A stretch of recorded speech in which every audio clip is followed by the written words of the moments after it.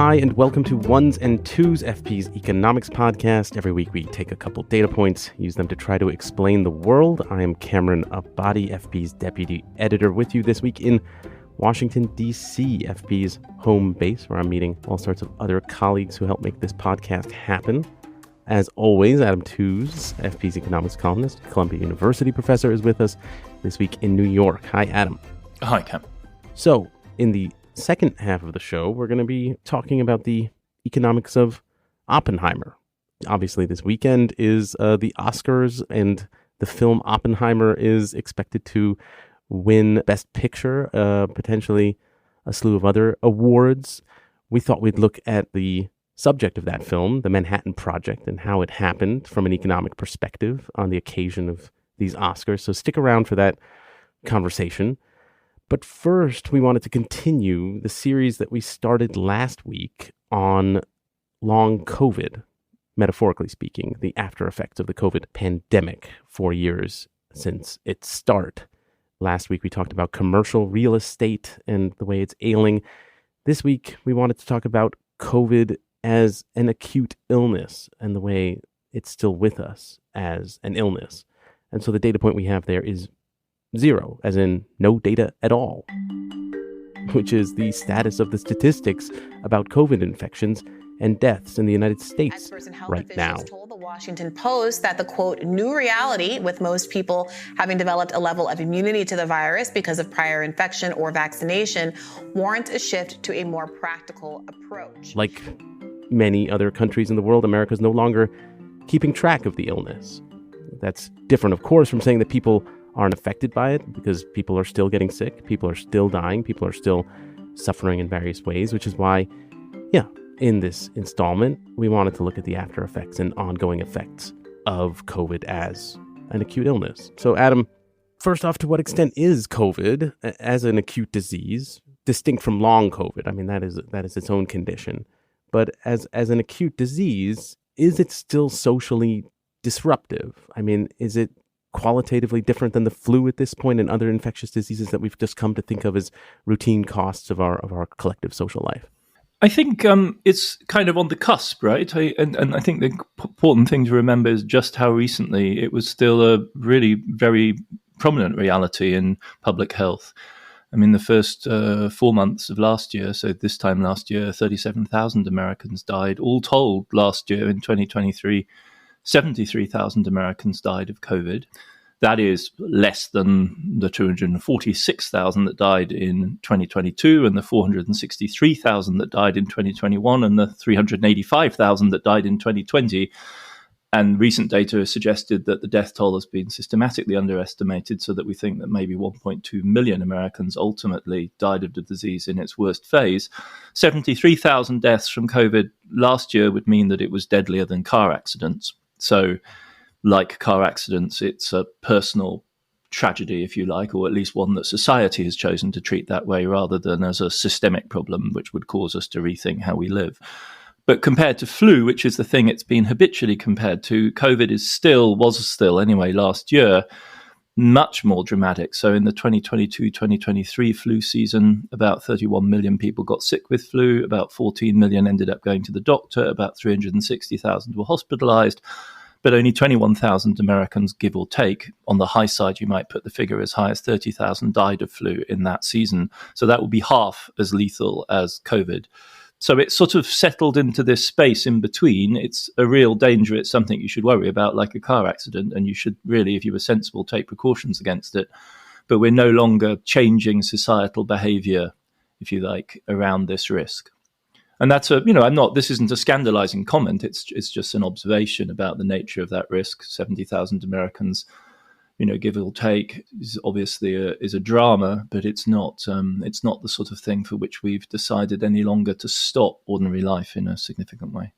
So when it comes to long COVID, the chronic condition that some subset of people who are infected with COVID are forced to deal with, I'm curious in terms of scale, first of all, I guess, what are the costs that we're socially obliged to deal with when it comes to long COVID? And in terms of scale of that issue, I mean, what are other chronic conditions that's comparable with?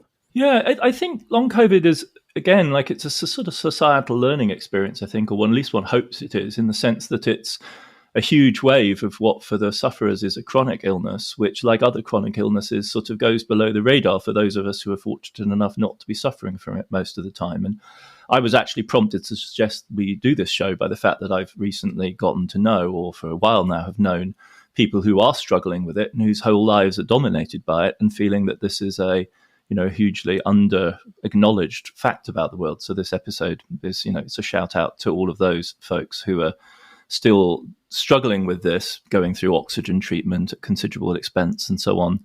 I mean, the best estimates seem to be that about 10% of people who have any COVID at any time have an enduring form of it, in the sense that they're not fully recovered within a year.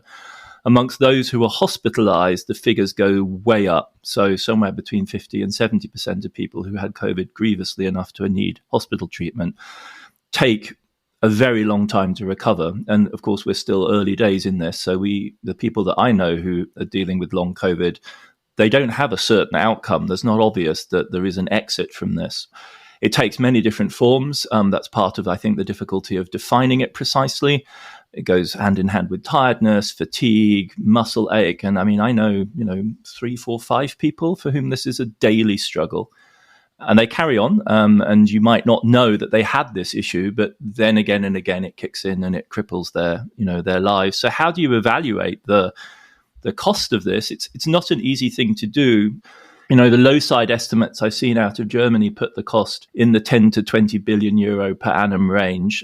Part of the issue here is that the condition is chronically undertreated, and so the medical bills associated with it are lower than you might think, because people just aren't getting the care they would need. If we were actually spending the money that might be necessary, for instance, to provide large-scale oxygen treatment, this is where people go to tanks where they receive, as part of one of the explanations is the oxygen content of the blood is diminished.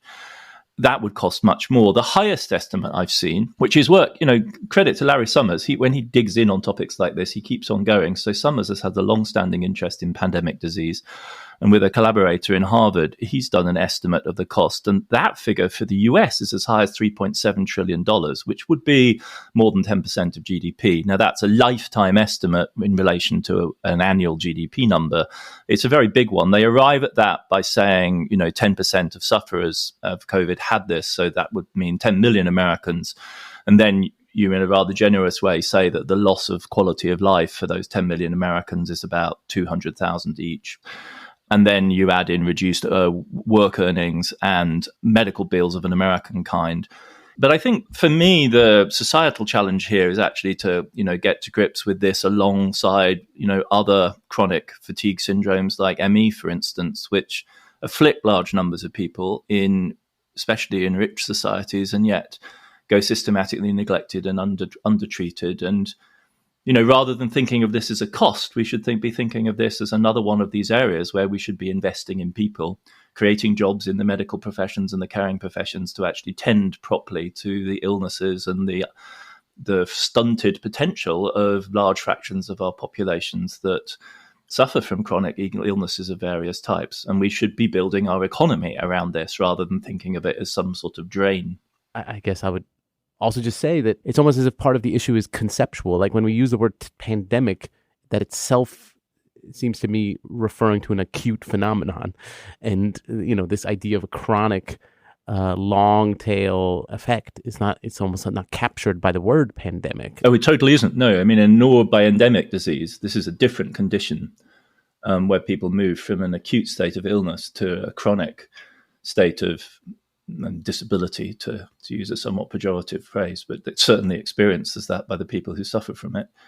And indeed, that is a different set of problems. And those sorts of problems are more and more important in rich societies with aging populations. And there is a long overdue adjustment that we need to make in public health and in health provision generally to focus on those kind of conditions. I say this with some feeling as a 56-year-old, heading into the zone in which sure. more and more of my life is going to be constrained by various There's some self-interest involved here.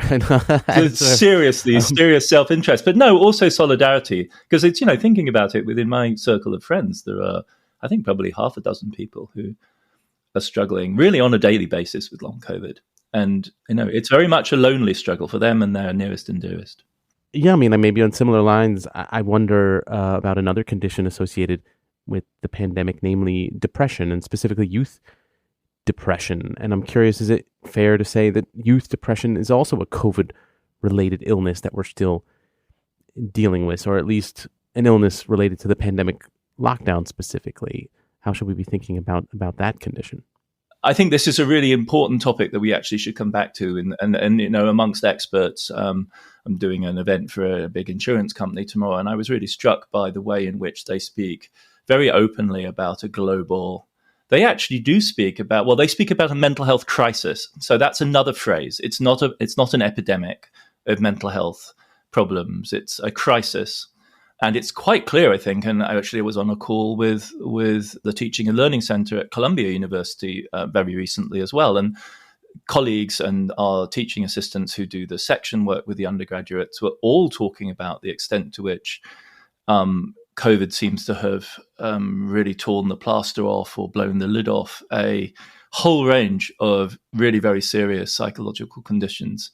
And maybe they're being articulated more openly now, which is, of course, wholly to be welcomed and not something we should frown upon and say, people are more fragile and so on. But it's certainly affecting organizations like big businesses and universities like mine. And I don't think there's any doubt that many of us, I think, also in our biographies are struggling with the long-run impact of the shock of 2020, 2021. And we're going to do an episode about China soon. And there, too, there is very pronounced, because the lockdowns came so hard and so fast in 2022.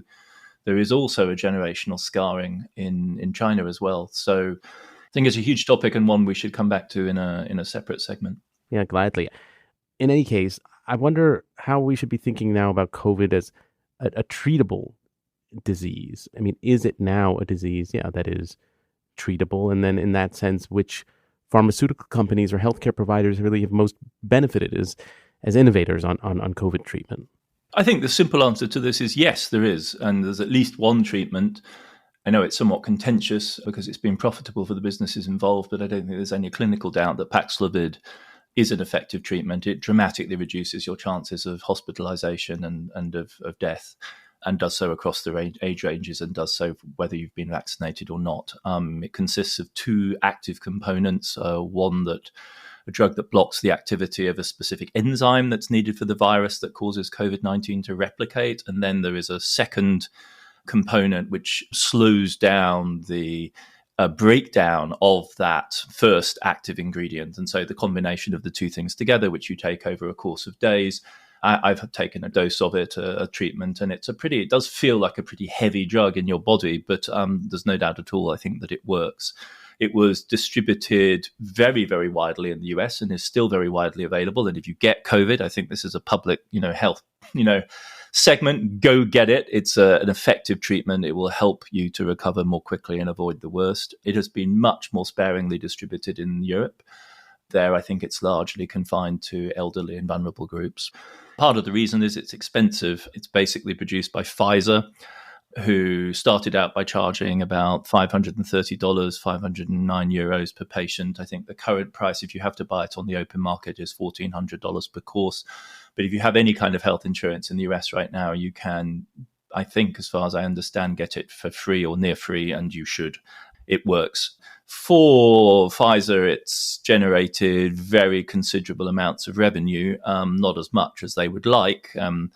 They were bringing in. So revenue is sales, not profit. That would be earnings or income. But in sales, they made sales of $57 billion in 2022, down to $12.5 billion in 2023. But the margins on this are huge because it's very cheap to produce the pill once you've done the research and set up the production lines.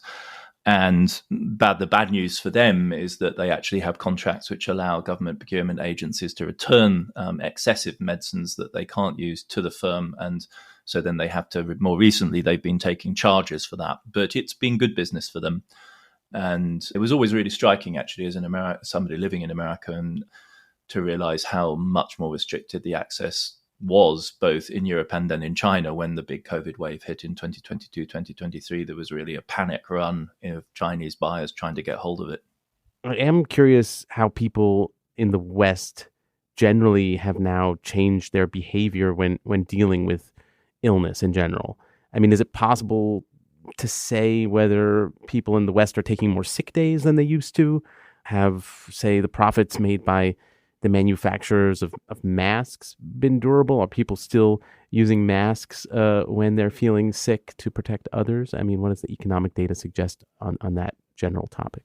I think on the mask side, it's pretty clear that, the great mask boom where, people could price gouge up to extraordinary prices, over $10 per mask at sometimes. There's actually a court case going through the American courts of price gouging around masks, where somebody actually had tried to charge $11.95 per mask for an N95. Those days are over. And the boutique, high-end, fashion model-driven demand for luxury masks has collapsed. Several of the leading purveyors of that kind of thing have folded recently. That doesn't mean that 3M and the likes of those who produce these things in bulk for the long run will not go on doing so, but the margins aren't there anymore. In terms of behavior, it's really interesting to see how this shows up in rather different welfare employment rights systems. I think in the US, HR departments, I've seen online reports, it's rather fragmentary kind of stuff, have reported a much greater willingness on the part of workers to stay at home when they feel sick. So previously, people in a culture of presentism, people would be afraid of not showing up for work because it would signal a lack of interest in work and so on, would be bad for people's careers. Since COVID, HR departments tend to report a much greater willingness of people to say, you know what, I'm not feeling so good, I'll stay at home and maybe work for at least part of the day from my remote workplace, which at least for white collar workers is an option that wasn't there before. But the fact of the matter is that the United States doesn't provide comprehensive paid sick day coverage to the workforce. It's one of the extraordinarily glaring omissions in America's system, very patchy system of labor rights. Societies which do, like the UK and Germany, have seen very dramatic increases in the number of people who are outside the labour market, either on chronic ill health, which has been a big surge in the UK. There's been a debate going on Twitter for the last week or so about the numbers in the UK, which show a very substantial increase in people outside the workforce longer term. And then in Germany, there was this surreal conversation there about whether or not Germany was again the sick man of Europe, or whether it just needed a cup of coffee, as Finance Minister Lindner suggested at Davos, I think it was the venue where he made this typically flippant comment. But in Germany as well, there has been a very substantial increase in the rates of sick leave, which arguably has translated into a reduction of hundreds of thousands of worker equivalents in the workforce, and contributed to the slowdown in German economic growth in recent months. So, we're talking there about losses in the order of, 28 billion euros, like, again, very serious money. 26 to 28 billion euros, very serious money from the point of view of the German economy. And at a time when a business cycle recession is hitting, to have this weird reverb of a pandemic also impacting an economy dealing with the gas price shock from the Russia's invasion of Ukraine, it's really a concatenation of effects, which is quite unusual in economic history. Yeah, I guess finally, I wanted to ask at this point whether there are any countries at all that are noticeably better at stopping the spread of COVID, to use that phrase that was so much in currency during the pandemic. I mean, is every country now just pretty much doing the same thing when it comes to stopping COVID, or not? Are there actually outliers still? The way we stop COVID now is by vaccination. And pretty much that's kind of what we converged on. And again, I think, we're doing the Lord's work if we say, folks, if you haven't got vaccinated yet, go get vaccinated, go get the most recent booster. I think the public health argument for maximizing the share of the population in vaccinated with the latest round of COVID booster is pretty unarguable. Right now, obviously, it's not top of stack in terms of concern, and those really rather horrifying numbers for deaths, even as recently as last year, are improving all the time. But this is a pandemic disease which constantly mutates, and the more we continue to suppress it by vaccination, the better. The numbers are discouraging. So in the current winter flu season. And we're not clear whether COVID really fully is seasonal like flu, but we've fallen into the kind of habit of expecting it to be. And there certainly is a fluctuation in the numbers which seems to follow a seasonal pattern. And we remember that from 2022, 2023, and so on. In the US right now, the vaccination rate for flu is about 50%, and the vaccination rate for COVID is about half that. And that really does mean that quite a lot of people are going in and choosing to have one and not the other. And that's regrettable in light of public health concerns. And there is a discussion to try and combine the two. If you go to Europe, the ratios are about half that. So an even lower ratio for COVID and proportionally scaled down flu vaccination rate. In the developing world, vaccines came late. They were taking up quite enthusiastically. There are some countries in Africa where they now routinely vaccinate for both flu and COVID at the same time, but they just don't vaccinate enough. And with the urgency of the COVID epidemic passing, the infrastructure that was built to provide developing low-income countries belatedly and on too small a scale, but nevertheless, in the end, it was built, is not being used because there are other public health priorities, and it's just not a public emergency in the same way as it was.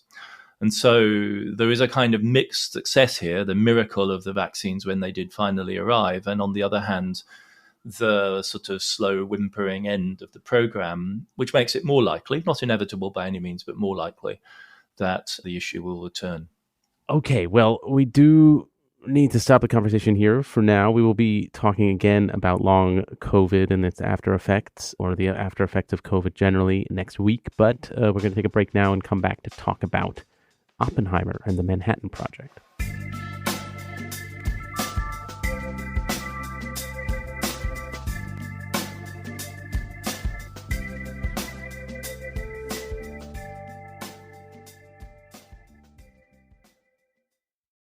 Hi, welcome back. Our next data point is $2.2 billion. That is the amount of money that the U.S. government spent on the Manhattan Project, the program that designed the first nuclear weapon during World War II. That program lasted from 1942 to 1945, and that $2.2 billion is not adjusted for inflation. That's how much they spent in dollars in those years. Of course, the Manhattan Project is the subject of the movie Oppenheimer, which is expected to win the Oscar for Best Picture next week. So we thought we'd try to look at the economics of the subject of that movie, the making of the atomic bomb, the first atomic bomb, I should say. Yeah, so Adam, first off, I wanted to ask, how does the accounting work for, secret military projects of this scale? I mean, $2.2 billion is a lot of money in any terms. Then it must have been even an extraordinarily larger sum relative to budgets then. So, I mean, how do democratic governments even manage to keep a secret when, again, the most basic function of Congress is to pass budgets and to keep an eye on money being spent? So how did that work in those days? Yeah, I mean, one thing you can start by doing is giving it a funny name, right? So, I mean, the atomic bomb project was called the Manhattan Project, in a sense, I think, to distract attention from the fact that it had nothing to do with New York and actually was based in Los Alamos, New Mexico, and in Washington State and in Tennessee. It was under the budget of the Army Corps of Engineers, which do a lot of heavy, clunky construction work during the war, and so you could bury it in there. That's how the money was appropriated. The funds were gigantic, so $2 billion in relation to GDP scaled up to the present moment is something like $26 billion today. 130,000 people in the immediate project itself, hundreds of thousands more in various construction projects associated with it. I mean, the Oppenheimer film gives us a quite bureaucratic image of the process. I think this is where this question is maybe coming from. The spirit of the film is very much about politics and so on.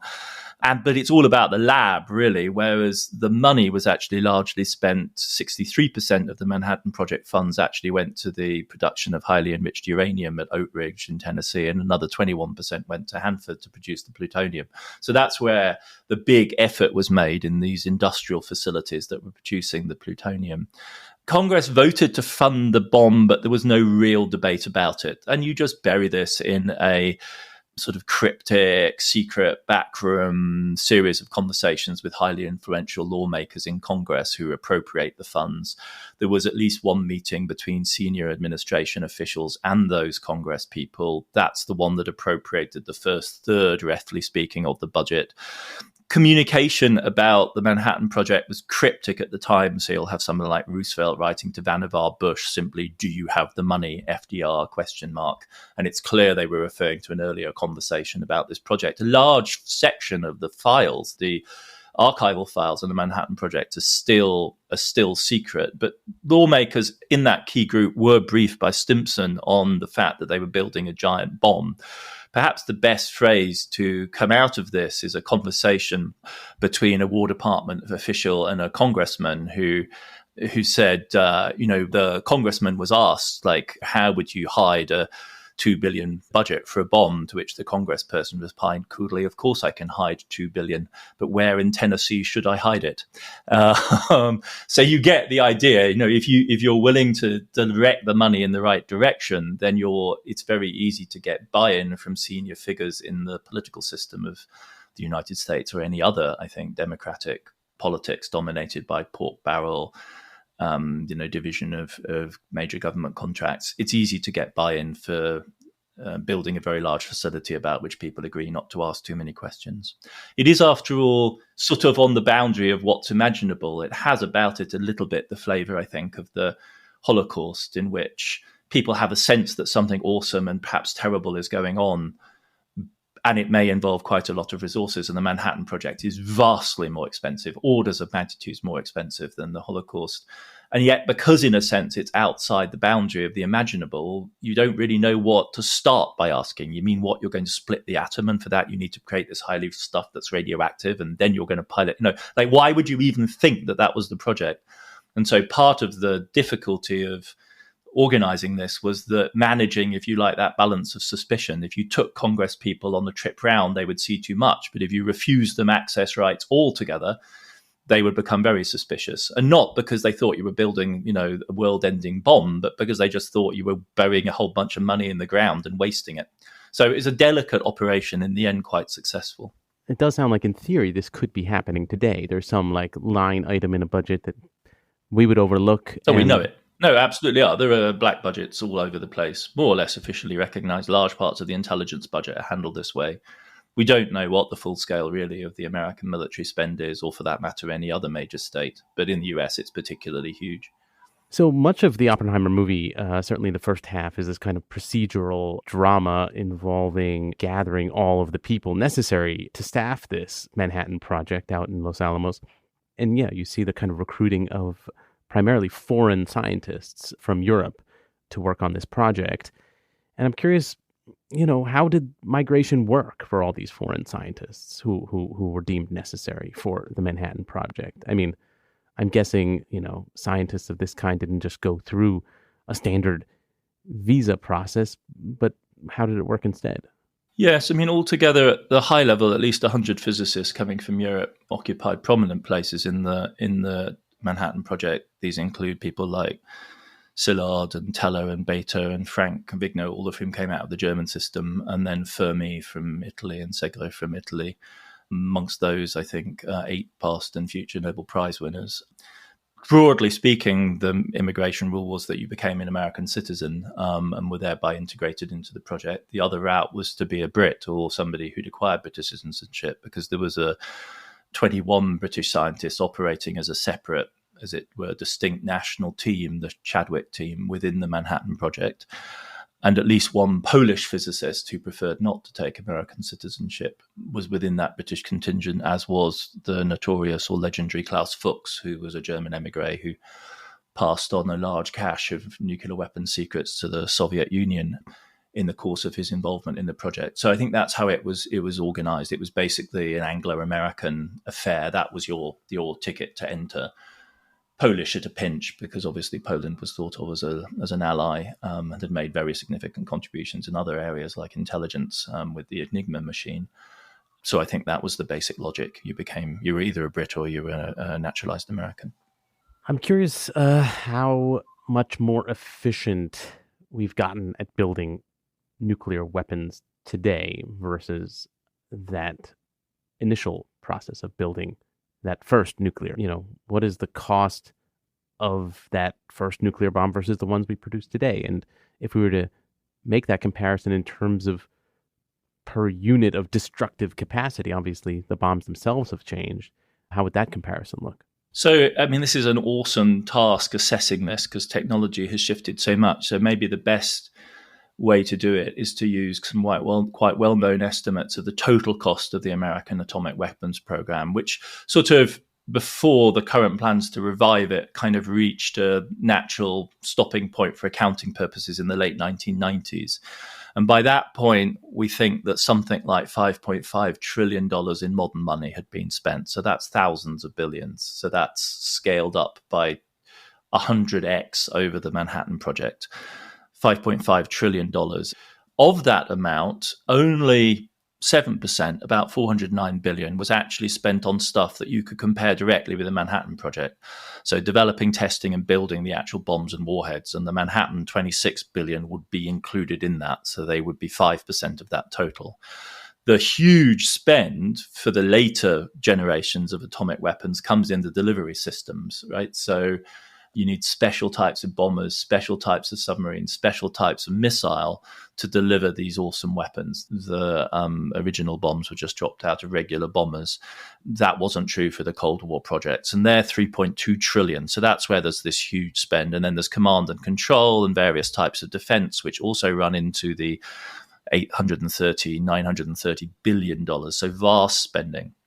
So what do you get for that, right? It's 29% of all military spending. It's in many ways the largest project undertaken by the American state.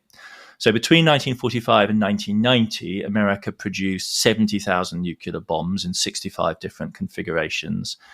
At its peak, in 1960, the American arsenal had the equivalent of 1.366 million Hiroshima-sized bombs in the arsenal.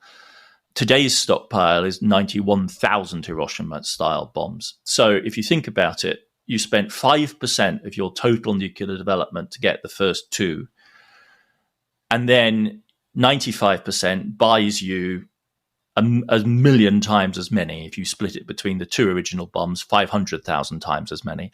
So obviously, yes, we got vastly more efficient at making explosive power. And the great leap comes when you go from atomic to thermonuclear to hydrogen bombs, which are really the world transforming bombs. As horrible as the Hiroshima and Nagasaki bombs were, they were a kind of direct extension of firebombing of Tokyo, for instance, or Hamburg in 1943, or Dresden. The thermonuclear hydrogen bombs are really the world destroying bombs with which you can erase entire regions of a country in, gigantic fireballs. The essential question to ask with regard to efficiency at that point is, did the huge technological gains essentially run away with any conceivable state political rationale for what you were doing? Did we simply become so grotesquely capable of making destructive power that we outran ourselves? And the answer is clearly yes. There is a really extraordinary calculation by Robert McNamara's team in the early 1960s at the height of the Cold War that argued that 400 megatons worth of explosive power would have been necessary to actually secure the United States with a strike capacity on the Soviet Union that would effectively end civilized existence in the Soviet Union. And at that time, in America's arsenal, there were 17,000 megatons.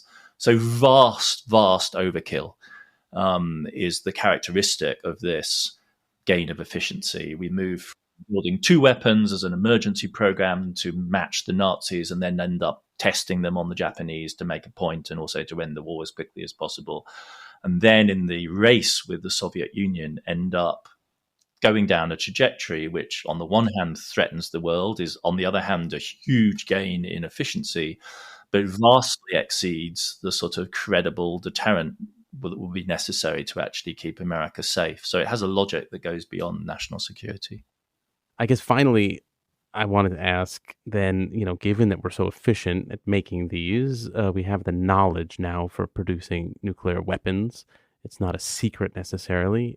So what do you think then the most significant economic bottleneck is today preventing more countries from getting nuclear weapons? I mean, is the direct cost of manufacturing an initial weapon, is that prohibitive? Or is it the fear of economic punishment of some kind, sanctions that would come in the wake of pushing for nuclear weapons? I mean, what is the economic logic preventing that spread? I mean, it definitely isn't the cost outright, at least as far as I'm able to figure out. So the North Korean program, for instance, South Korean defense experts think the North Koreans spent somewhere between $1 billion and $3 billion on their nuclear program, for which they have, we think, 30 nuclear warheads. So if we assume the high side figure of $3 billion, that means the warheads cost them $100 million each. And that essentially buys North Korea the attention of the entire world and basically deterrence safety against the possibility of a Chinese or an American effort to squeeze them too hard, let alone to strike them. And by comparison with that, a USS Gerald Ford American generation aircraft carrier is $8 billion apiece, right? So, you can have 3 North Korean style nuclear weapons programs for the price of a single American aircraft carrier right now. And which one of those 2 buys you more security? So I think it's in some senses a miracle that more countries haven't equipped themselves with these weapons, because they basically make you vulnerable to the attack in the approach to acquiring the weapon. But once you have them, it changes the game in a really dramatic way. And so the combination, I think, of what's containing the spread is political deterrence, the threat within the Western alliance that, say, if Germany or Japan rapidly move to building their own, which they easily could, technologically speaking, it would rupture their relations with the United States. And I think it's not a secret that the non-proliferation agreements were crucially designed to constrain America's allies and thereby reassure the Soviet Union during the Cold War as much as anything, right? To just signal that the ownership of the weapons was going to be tightly controlled. Germany would have aircraft that could fly them, but they wouldn't actually own the weapons themselves. They would be under a multiple key control system. And the other thing is, yes, relatively tight control of the specific technological expertise necessary to do this, setting aside the question of dollars, like exactly which engineers and scientists really know how to do this safely, to produce an explosive that actually works, that can put them on a delivery system that might work. There aren't that many people out free in the world who have that kind of expertise, who aren't being tracked by intelligence agencies, and who might not meet a rather unfortunate end if they happen to end up working for the wrong people. As it's quite clear that various intelligence agencies have targeted Iranian scientists in that way.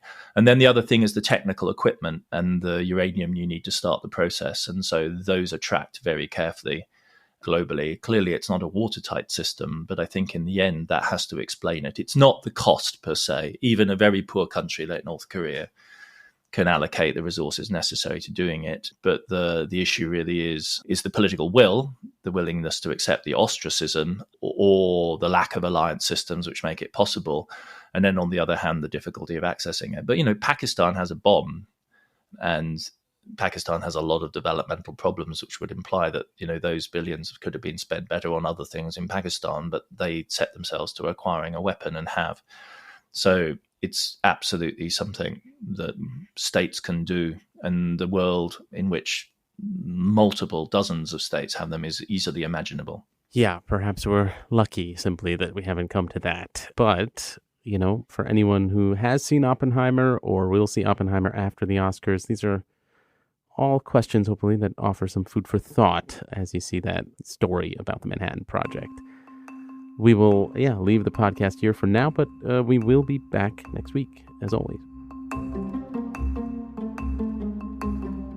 Ones and Tooze is written and edited by me, Cameron Abadi, along with Adam Tooze. It's produced by Claudia Tatey, Laura Rossbrow-Tellem, Rob Sachs, and Dan Efron.